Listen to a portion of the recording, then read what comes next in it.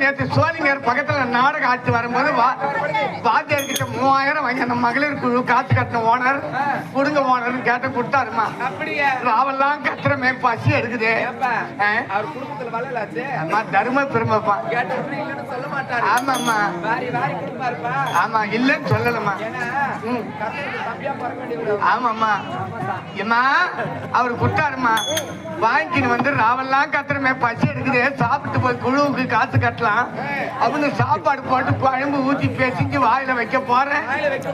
அந்த அக்கா கேக்குது மல்லிகாக்கா உள்ள என்ன பியாடா துணு எலுமத்த அறக்கம் கட்டிட்டு வந்தான் துணுறது எப்படி கோதறான் பாரு எப்படி கோதறான் பாருன்ற. ஆமாம்மா அந்த 50,000 வாங்கி நேரா தேப்பந்தல் சந்தைக்கு போனேன். என்ன தருவுகாரு பார்த்தாரு. வா ஆட்டுக்காரு வா ஆட்டுக்காரு.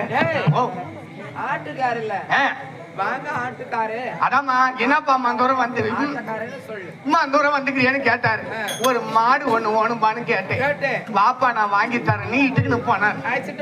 அவன் 2 வேளை பாலை மடி கட்டி போன காசுல அடிச்சு ஓட்டி வந்துக்கிறாமா. மடி கட்டி போன காசுல அடிச்சு எனக்கு ஒண்ணுமே புரியலையே. ஏமா சந்தையில விக்கிற மாட்டுக்கு 2 வேளை பாலை கறக்காதோ போன காசுல அடிச்சோம்னா மடி பெருசா தெரியும்.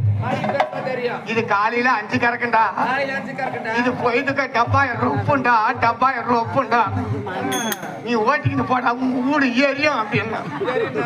ஆமாம்மா எப்பா உன் புண்ணியத்திலேயாவது என் ஊடு எரியட்டும் அப்படின்னு கவுத்து புடிச்சு குத்தாரு வாங்கிக்கணும் வந்தோம். அது ஓட்டி அந்த கத்தா தான் தெரியுது. அது காலையில 1 லிட்டர் கறக்குது பொய்துக்கு 500 பால் தாமா கறக்குது. அது என் தலையில கட்டி 50,000 அவரு வாங்கிக்கணும் போட்டாரு. அவரு போனா போட்டோம். ஏமா நீ தான் மாடு.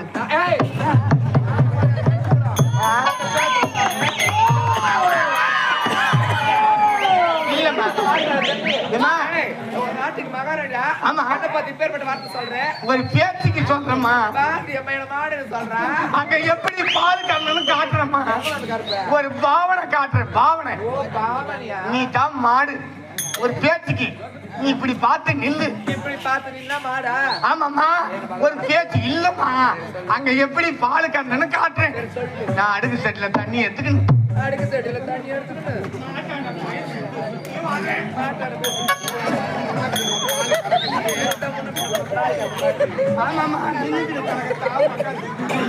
யோசனை பண்றேன்.